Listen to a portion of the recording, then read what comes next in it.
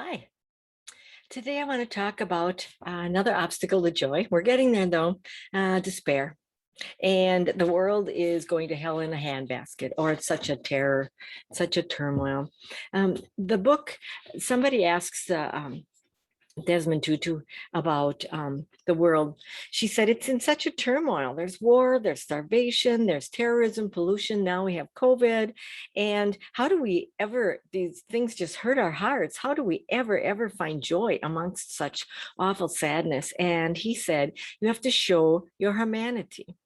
And that really intrigued me. So I really had to research this one a little bit more. But he talks about it's important to have connection with others, family, friends, and when we care. And he talks about when there's a crisis, such as 9/11, how the whole country came together and we really helped each other.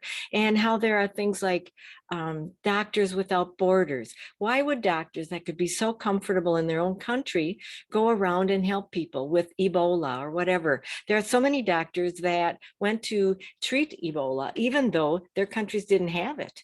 And even now, just think of all the doctors and the nurses that are fighting and helping people in the hospitals. I can't imagine what it must be like to have to deal with so much sorrow and so much death and not having the family there and all of that. And hopefully we're coming out of that too. But we're really trying to do what's right. We're really trying to help each other. And hopefully we can get through this. But he says, or the woman says to him, what can we do to change the situation?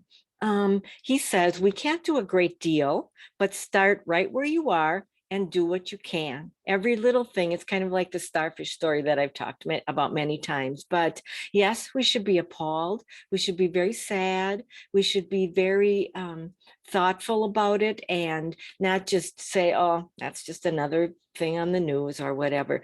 But we really need to be distressed, but then we need to look at what can we do? How can we help in any little tiny way? And that's, we're going to have setbacks, but we just have to keep everything in perspective. And we have to look at where we are today and what we can do. And what he says is it takes time. We're growing and we are learning to be more compassionate, how to be caring, and how to be human. And that's why I want to talk a little bit about these obstacles first, and then how to find joy, because a lot of it is being compassionate. A lot of it is about putting things in perspective. A lot of it is about being humble. And we're going to talk a lot more about that, I promise, when we get into all of the different ways to find joy. But he says that hope is the antidote to despair. And hope requires faith, even if that faith is nothing more than human nature or the very persistence of life to find a way out of this.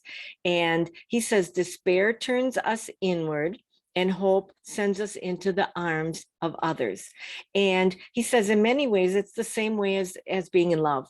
Why do you propose to someone? Why do you want to spend your rest of your life with someone? It's because we have hope and we find joy with others. And so again, he pretty much says, be compassionate, put things in perspective, and have hope.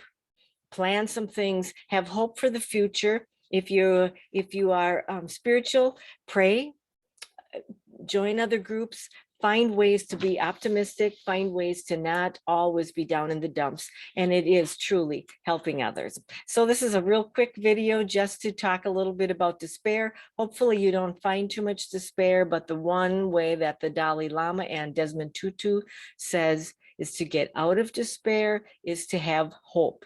Hope for a new day, hope for the next generation, hope for things just getting better.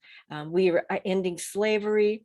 We're ending a lot of things. We're finding cures a whole lot faster, and hopefully we can continue on that path. And please continue to have some hope, and we'll talk soon. Bye.